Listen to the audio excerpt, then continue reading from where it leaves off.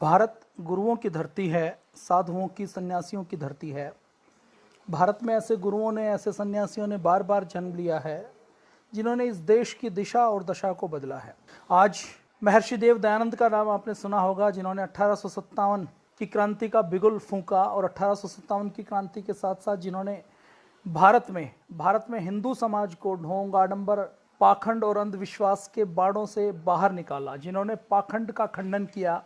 ऐसे महान महर्षि दयानंद के जो गुरु हुए हैं, गुरु विरजानंद दंडी, जिनको सूरदास गुरु, जिनको अंधे गुरु के रूप में कहा जाता है, महाभारत के बाद वेदों के उद्धारक और इस दुनिया को दयानंद जैसे सिपाही देने वाले, ऐसे वैज्ञानिक, सार्वभौमिक, वेदों के प्रचारक देने वाले, जिन्होंने धर्म की रक्षा की, जिन्होंने सत्यार्थ प्रकाश जैसा ग्रंथ दिया, जिन्होंने जब वेद कहीं खो गए थे तो वेदों की मूल प्रति को ढूंढ निकाला, उनका भाष्य किया, वेद, दर्शन, उपनिषद सारे ग्रंथों का शुद्धिकरण किया, और जो ग्रंथ भारतीय संस्कृति के अनुरूप नहीं हैं उनका हमें अलग करके, जैसे बगुला पानी और दूध को अलग करके हमें बता देता है कि क्या लेना है क्या नहीं लेना, वो सब हमारे सामने उन्होंने प्रस्तुत कर दिया। तो ऐसे गुरु विरजानंद दंडी जी का जन्म 1778 में हुआ। उनका निर्वाण आज ही के दिन 14 सितंबर 1868 में हुआ। इनके पिताजी का नाम श्री नारायण दत्त जी था। ब्राह्मण परिवार में भारद्वाज गोत्र में उनका जन्म हुआ। करतारपुर जिला जालंधर पंजाब में आज भी वहाँ पर गुरुकुल चलता है। मुझे भी उस धरती को, उस जन्मभूमि को नमन करने का अवसर मिला। हमारे आर्य समाज के कुछ भाई हैं जो वहाँ पर गुरुकुल का संचालन कर रहे हैं। 5 वर्ष की आयु में गुरु विरजानंद जी को चेचक हुई, शीतला माता हुई। जब उनको शीतला माता और चेचक हुई तो उनकी आंखें चली गई। माता पिता ने 8 वर्ष की आयु में उनको पढ़ाना शुरू किया। घर पर उन्होंने संस्कृत सीखना शुरू किया।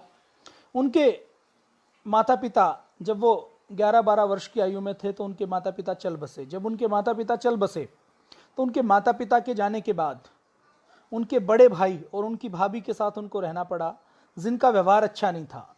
और जब उनका व्यवहार अच्छा नहीं था तो उससे विचलित होकर, उससे तंग आकर वो घर छोड़कर चले गए। ऋषिकेश में आए, ऋषिकेश में रहे। ऋषिकेश में रहते हुए कनखल में आए। ऋषिकेश में 3 वर्ष तक उन्होंने साधना की। गंगा के किनारे गायत्री का जप करते रहते, साधना करते रहते। और 1798 में 20 वर्ष की आयु में उन्होंने स्वामी पूर्णानंद सरस्वती जी से संन्यास लिया और संन्यास लेकर संस्कृत व्याकरण पढ़ना प्रारंभ किया। पूर्णानंद जी ने स्वामी विरजानंद जी को महाभाष्य पढ़ने के लिए प्रेरित। उन्होंने महाभाष्य का, वेद का, दर्शन का अध्ययन किया। उसके बाद जब ऋषिकेश में उनको लगा कि यहाँ पर पूरा ज्ञान नहीं मिल सकता तो वो कलकत्ता गए, काशी में पहुँचे। सब जगह उन्होंने इसका प्रचार प्रसार किया। और आज विरजानंद जी का क्या योगदान है आज हम समझ सकते हैं। आज हिंदी दिवस है। महर्षि देव दयानंद, स्वामी दयानंद जी का जन्म गुजराती परिवार में हुआ। उनकी मातृभाषा गुजराती थी। उनकी जो विद्वता थी वो संस्कृत पर थी। लेकिन जब उन्होंने सत्यार्थ प्रकाश लिखा और जब उन्होंने देखा कि संस्कृत के माध्यम से अकेला देश का भला नहीं हो सकता, संस्कृत के ऊपर शोध करना है, संस्कृत को पढ़ना है, लेकिन हमें संस्कृत के साथ साथ, आंग्ल भाषा के साथ साथ हमें हिंदी को आगे लाना पड़ेगा। तो उन्होंने सत्यार्थ प्रकाश हिंदी में लिखा।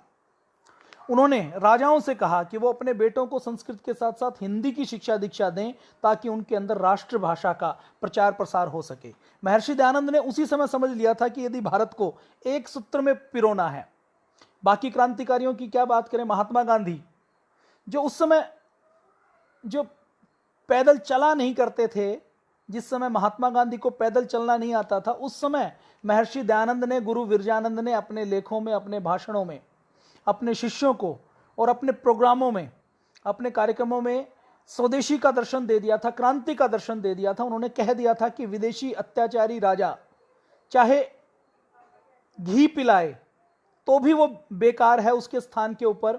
यदि हमें स्वदेशी शासन में घास की रोटी भी खानी पड़े तो स्वदेशी शासन हमारा खुद का शासन होता है। तो आज जो हिंदी का प्रचार प्रसार हो रहा है उसमें गुरु विरजानंद और स्वामी दयानंद का एक बड़ा योगदान है।